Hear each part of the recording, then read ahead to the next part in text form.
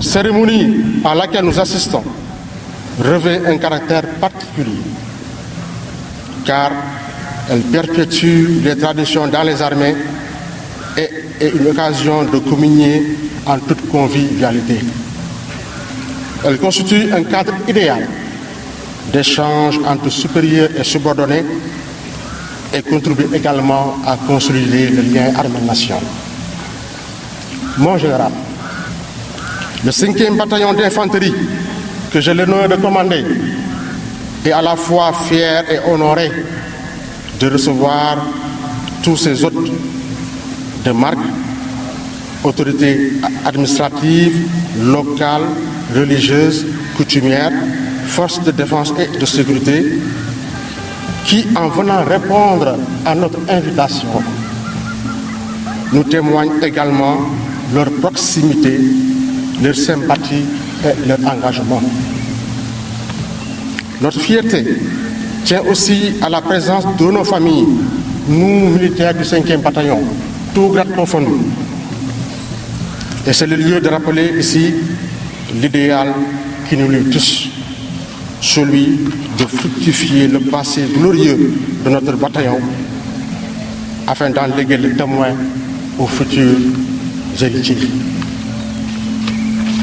Nous sommes déterminés à entretenir la flamme déjà bien attisée par nos élèves anciens qui, bien qu'absents, continuent de nous apporter le réconfort moral, le soutien et les encouragements opportuns dont a besoin un chef de corps. La célébration de la fête patronale du 5e bataillon d'infanterie, désormais inscrite dans les annales des traditions militaires, vise essentiellement à cultiver et à renforcer l'esprit de corps qui fait largement appel à celui de cohésion, au culte du bien commun, au sens de la solidarité, au don de soi et au sacrifice suprême. Ces valeurs partagées par l'ensemble des personnels nous confortent davantage dans nos capacités à relever les défis rattachés à notre noble mission. Honorables invités, le thème de cette année est le retour des populations déplacées, un indicateur de paix en Casamance. En choisissant ce sujet, nous avons voulu faire percevoir 3 choses essentielles. Le rôle central des populations dans le règlement définitif de la crise, le rôle des armées dans le contexte actuel de la région, la nécessaire synergie de tous les acteurs intervenant dans la gestion de la crise. Le contexte actuel de la région, marqué par une amélioration significative de la situation sécuritaire, favorise la reprise des activités économiques, sociales et culturelles dans des localités jadis abandonnées du fait de la crise. Et naturellement, les populations concernées par ces épisodes douloureux ont exprimé leur volonté de rejoindre les terroirs abandonnés. Cette volonté, qui a réveillé un sursaut d'engagement à tous les niveaux, a permis de fédérer tous les efforts afin de créer les conditions favorables à l'instauration d'un environnement décent.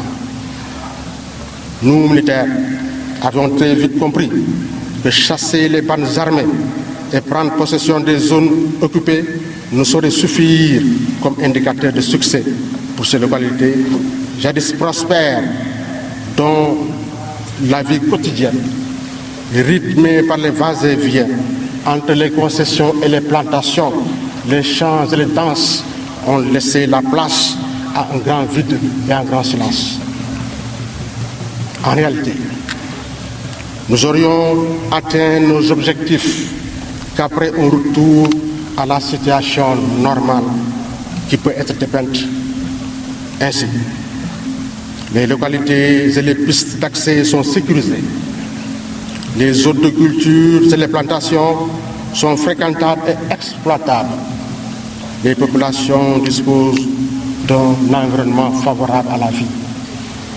À ce stade, je tiens à saluer l'immense travail accompli par les autorités administratives, maîtres d'œuvre et coordinateurs de cette dynamique, suivi en cela par les divers acteurs du développement, les organisations non gouvernementales et autres services de l'État pour créer cet environnement décrit supra.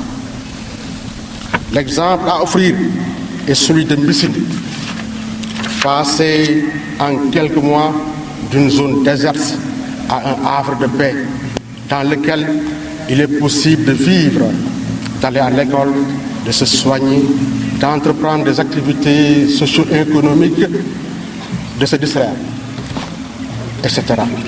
Notre souhait est de voir cet exemple foisonner dans le reste du secteur et servir temporel.